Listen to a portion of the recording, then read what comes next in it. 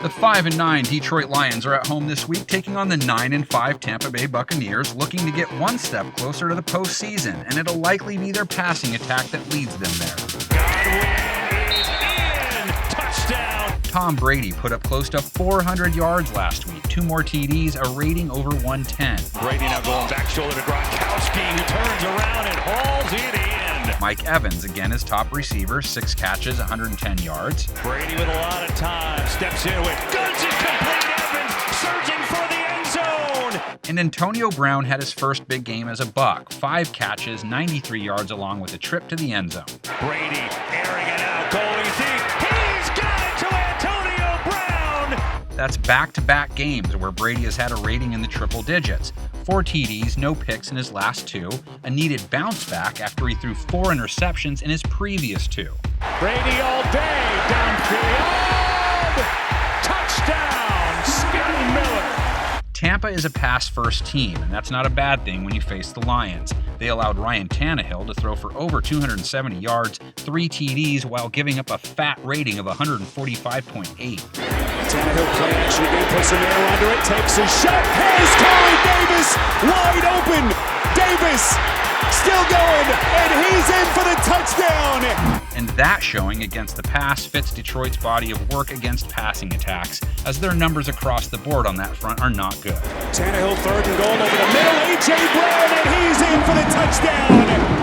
Lions fans can at least watch to see how their rookie corner fares against all those Bucs receivers. Jeff Okudah hasn't looked particularly strong this year, as he's been learning on the job. He's allowed a rating over 110 when targeted.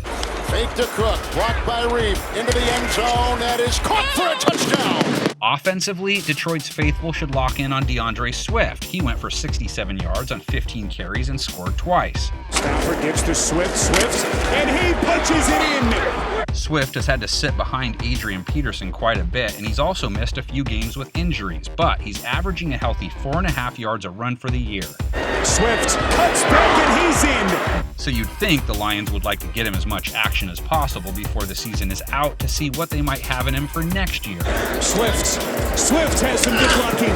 If he could even hit it for a run against the Bucs, that would be an accomplishment too, as they lead the NFL in rush yards per game and rush yards per carry allowed. Here's the run game with Hill, and he is in a world of trouble, and he gets buried. The other player to watch for wearing Honolulu blue, TJ Hockenson. Stafford throws a bullet, and it's complete.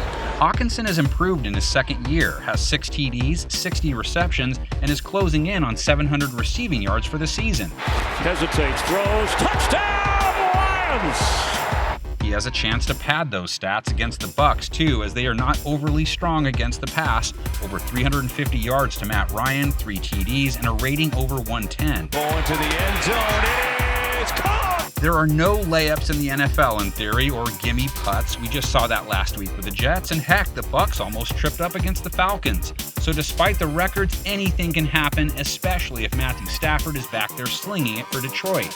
But is all that enough for you to call for an upset? Is all that enough for anyone on our panel to call for one? On the interior of Mike Vrabel's defensive front. Tannehill is sacked. Safety. Romeo Okwara with a punishing sack.